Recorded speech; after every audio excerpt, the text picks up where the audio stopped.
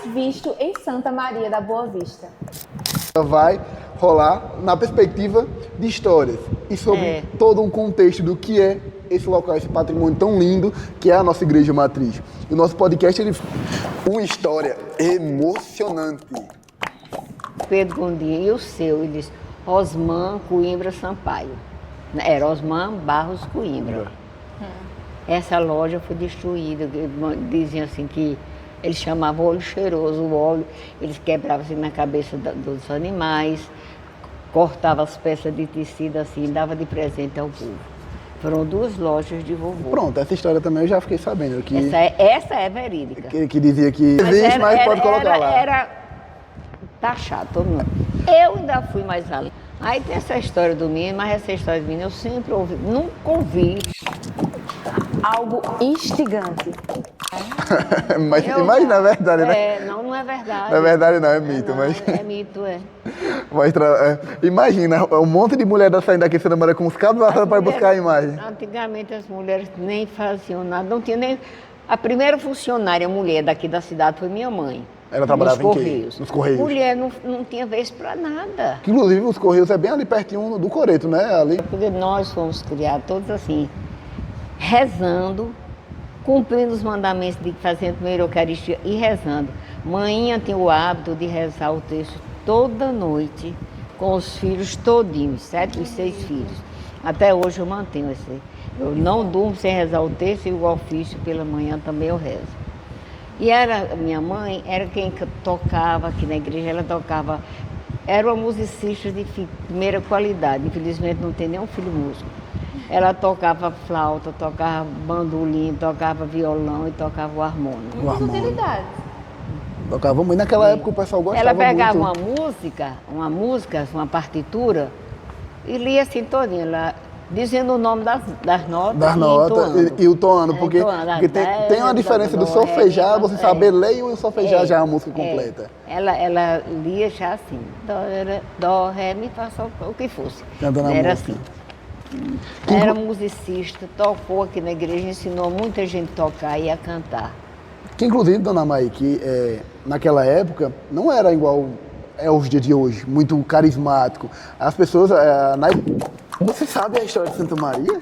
As igrejas de agora não tem mais altar, não tem nada, só tem o altar do Santíssimo e o da padroeira, assim. A padroeira fica em toda a igreja agora, mas tem o crucifixo primeiro, tanto que esse crucifixo era ali na sacristia. Na sacristia, né? Esse grandão, né? Era na sacristia, ali de lado.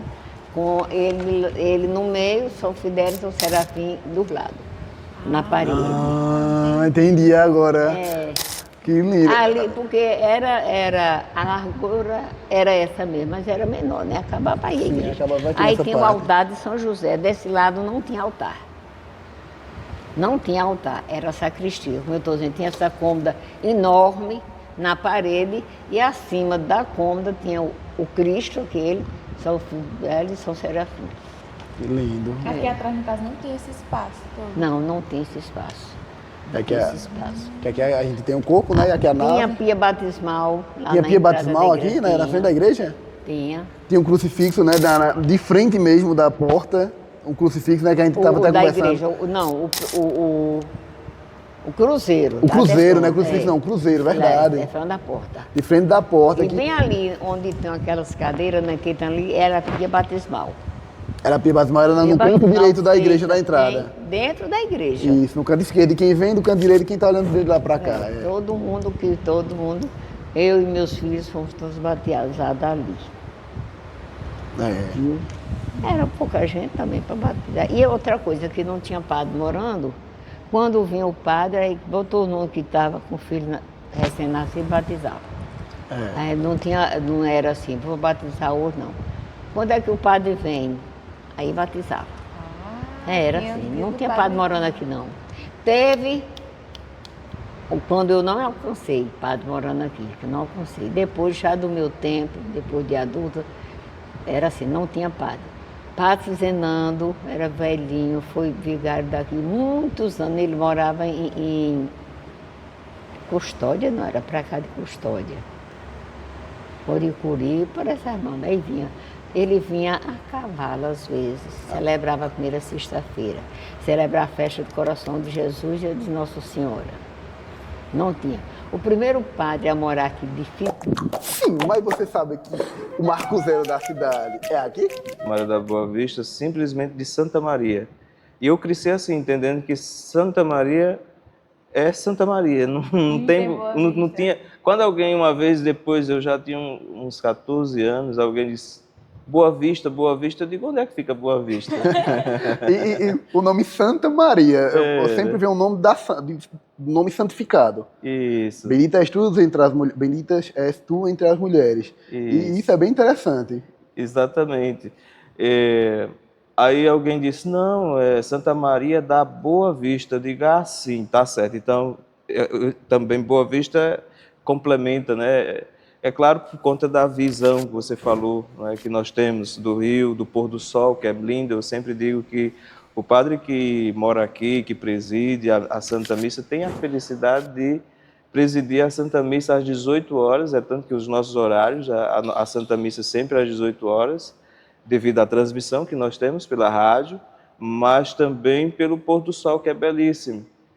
Aos domingos, na quarta, na quinta. Esse período agora a gente está um pouquinho de recesso durante a semana, mas aos domingos às 18 horas, pôr do sol. Sacrário, Isso, atrás. E algumas pessoas perguntam muito o porquê. Algumas pessoas estão vendo a tinta, mas tinta é pouco. Algumas partes da igreja que algumas pessoas acham como tivessem deteriorada, né? Tivesse acabada. Mas eu imagino e penso que para você preservar um patrimônio desse, com mais de 200 anos de história, não é só você, hoje eu quero só pintar, amanhã eu quero só passar uma argamassa enquanto que precisa. Não é assim, eu acho que, concordo com o senhor que é um desafio muito grande, principalmente para o senhor, o pároco ele carrega um peso muito grande. Cada um carrega uma cruz, o senhor carrega a sua e a da igreja.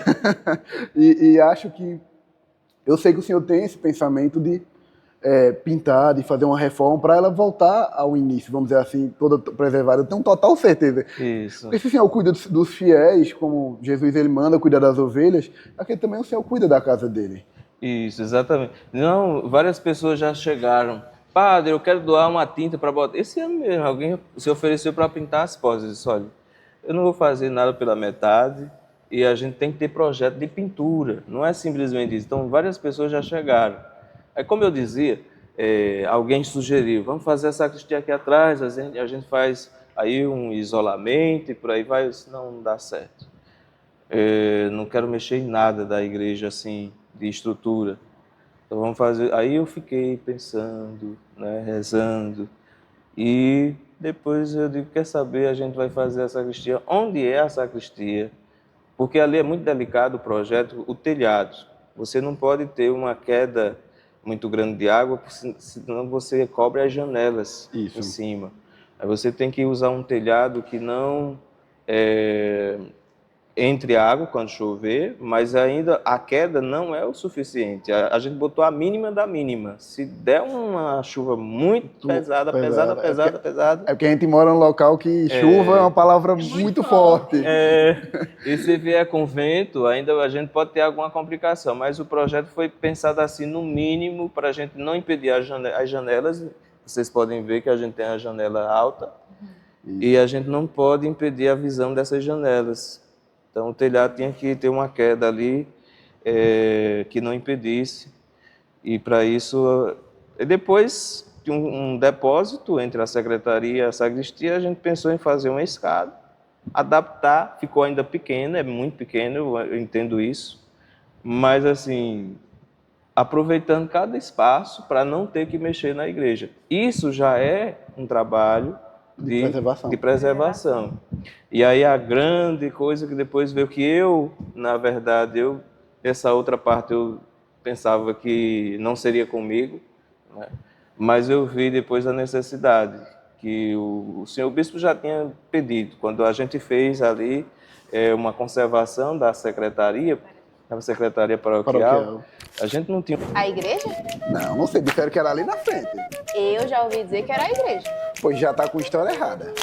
Rapaz. Se a gente for parar para ver, a igreja ela é voltada Pro rio. Para o rio. Tinha um cruzeiro na frente. É, sim. Aí então aquele foi erguida essa capela em uma elevação, que isso aqui era uma elevação tipo um morro bem grande. Um morro tipo de uma pedra, serra, né? Um morro de Isso. pedra.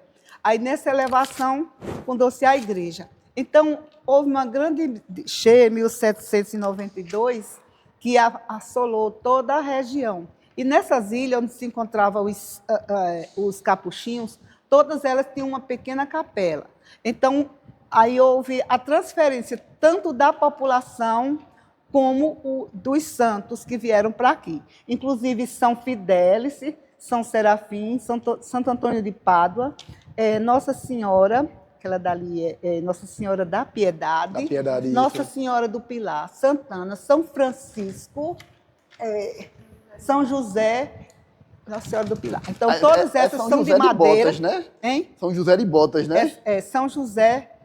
Eu não sei, eu sei o que é É porque eu já escutei uma vez que falava sobre São José de Botas. Não, esse aqui é São José de Botas, São José. Mas teve outro São José, viu? Vamos dizer que a gente... Esse é meu favorito, vamos dizer assim. Qual foi? Não precisa ser só padre, mas qual pessoa realmente... A figura religiosa que passou, ou até mesmo uma pessoa, né? Porque às vezes uma pessoa que tem uma fé forte. Qual foi a pessoa que mais se destacou para a senhora? A senhora teria alguém? Eu me lembro de Dona Maroquinha, que era catequista daqui, que era catequista da gente, e também era minha instrutora do coral. Aí a gente ganhava muito gato dela. O gato dela não brigava assim, ela passava o olho bem assim, ela estava tocando aqui, daí a pouco. Se a gente olhasse, se subisse a nota, ou baixasse de vez, ou avançasse, ela Olhava com ela o olhar meio tocava assim. e tum, tum, tum. Aí eu olhava, e eu gostava muito de Dona Maroquinha. E ela gostava de mim, porque eu recebi terço, adoremos, tudo ela me dava. No final da festa do dia 8 ela me dava, porque foi uma pessoa assim que marcou muito minha vida, nos catecismos e tudo. E pra você ver, Dona Maroquinha não marcou só a senhora, também eu já escutei de outras pessoas que Dona Maroquinha ela marcou. Não pelo jeito, não por ela ser uma figura religiosa que estava aqui na frente, vamos dizer assim. Mas era uma daquelas pessoas que emitia a fé. E mostrava a resiliência que era de estar aqui. E também teve Gracinha. Gracinha, eu comecei antes de eu fazer essa cirurgia, antes de Gracinha, quando ela morava aqui, eu comecei a cantar por música. Aí depois ela foi para Petrolina e a gente se distanciou. E também Juninho fez parte também da minha trajetória aqui na igreja. Padre Juninho, Gracinha tocava ali e Juninho sempre trazia o órgão dela e ficava lá bem quietinho olhando. Aí eu dizia... Eita, padre Juninho vai ser padre. Olha a Gracinha para ele. Olha só ela prevendo. Aí, Juninho bem quietinho. Ele já me conhece desde de moça, porque eu acompanhei assim, vi o casamento dos pais de Juninho, aí acompanhei Juninho, depois que a mãe dele faleceu, Gracinha começou a tomar conta dele. É uma pessoa que eu gosto muito, é padre Juninho. Pronto. E Padre Humberto também. Padre Humberto era meu assim, eu me ouvia, não sabe? Eu ia para lá conversar com ele. Pronto. E quando a gente fala da Igreja Matriz, a gente viu que se destaca algumas pessoas, mas a gente sabe que às vezes, além de pessoas, existem histórias. A gente já escutou histórias, lendas. A gente imaginando, planejando todo esse podcast, a gente viu histórias. Eu digo, meu Deus, será? A gente ficou. Sabe aquelas fofoquinhas de gente fofoqueiro? Meu Deus, será que isso é realmente verdadeiro? Isso é verdade. Nessa história já me falaram que tem uma história de uma menina, mas outras pessoas sabem que é um menino. Oxi, eu ouvi dizer que essa história nem daqui é. Então, embaralhadas que quase roubaram o santo, ou roubaram o santo. Santo? Minha Nossa Senhora. Disseram que roubaram São José, ainda levaram quem cuidava. Sequestraram, junto com o santo. Como é que tu sabe disso? Histórias cheias de mitos e verdades. Histórias como essa você só encontra aqui. Pode Fé, a história da Igreja Matriz.